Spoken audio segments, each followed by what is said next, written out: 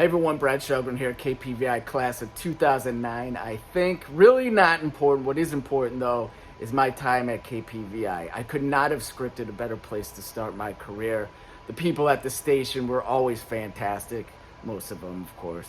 The sports that were unique to southeastern Idaho were amazing to cover, from hang gliding to fly fishing. I even went to a boy's house that had a ski ramp in the back of his yard, so I knew I was not in Cleveland any longer.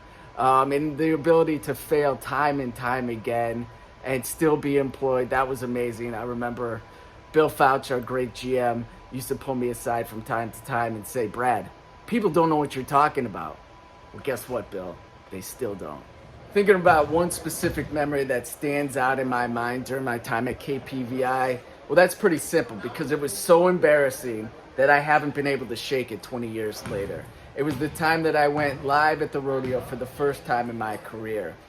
2 minutes before I'm set to interview a steer wrestler, the steer wrestler looks at me and says, "Hey man, why don't you just hop on this horse? You'll be live on the horse, I'll be live on my horse, it will be fantastic." I'd never been on a horse. What could go wrong? Those are the type of bad decisions I'm used to making. But anyway, so for 2 minutes of live television, my horse, because I had my mic in this hand and my notes in this hand, the reins were free, and my horse ran all around the stadium floor. And there wasn't much of an interview. I was deeply embarrassed. I think at one point, instead of giving information about the rodeo, I named my horse Snowflake.